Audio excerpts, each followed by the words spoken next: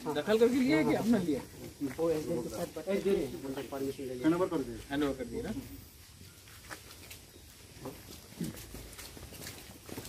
तो ये क्या काउंसलिंग सेंटर है?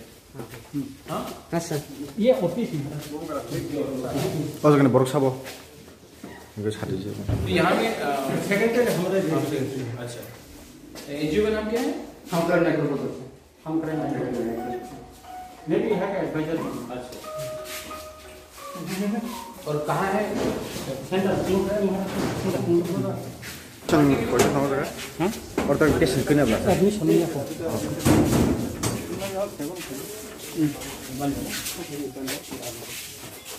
अभी शुरू नहीं हुआ ना? नहीं सर, फ्रॉम दिल्ली क्या महाराज। अच्छा, कितना फंड आया है?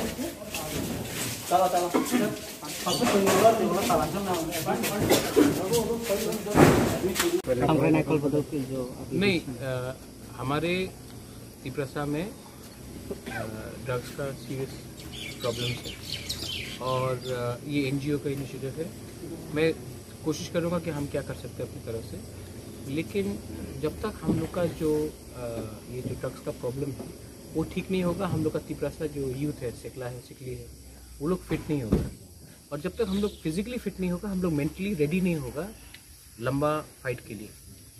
आज अगर हमारा नेक्स्ट जनरेशन को ख़त्म करना है तो सबसे आसान चीज़ है कि उनके हाथ में ड्रग्स दे दो, और इससे हमारा नेक्स्ट जनरेशन बैडली इफेक्ट होता है।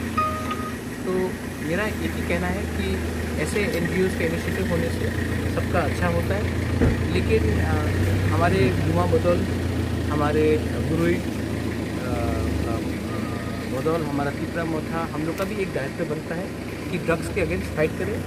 और सिर्फ ड्रग्स के लिए नहीं, जो ड्रग पेडलर्स हैं जिसने हमारे नेक्स्ट जनरेशन को बर्बाद किया है, हमको उनके खिलाफ फाइट करना चाहिए। ये आज थोड़ा पैसे के लिए हमारा पूरा भविष्य ख़त्म कर रहे हैं, और ये हमारा अगर कल भविष्य ख़त्म होगा तो हमको किसी को ख़त्म करने का दरकार भी नहीं होगा, तिप्रसा खुद ही ख़त्म हो जाएगा।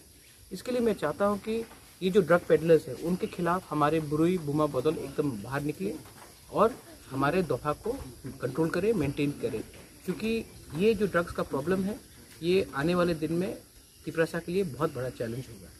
और अगर आपको मेंटली फिट होना है तो आपको फिजिकली फिट होना पड़ेगा, आपको अपने होश में रहना पड़ेगा, और अगर आप होश में हैं तभी हमारा मिशन जो है ग्रेटर त्रिपुरा का वो पूरा होगा। जब तक हम लोग मेंटली रेडी नहीं है, फिजिकली रेडी नहीं है, हम कोई भी कुछ कर दे, मुबारक कोई भी कुछ बोल दे, हम लोग के नेक्स्ट जनरेशन रेडी नहीं रहेगा हमारे मूवमेंट के लिए।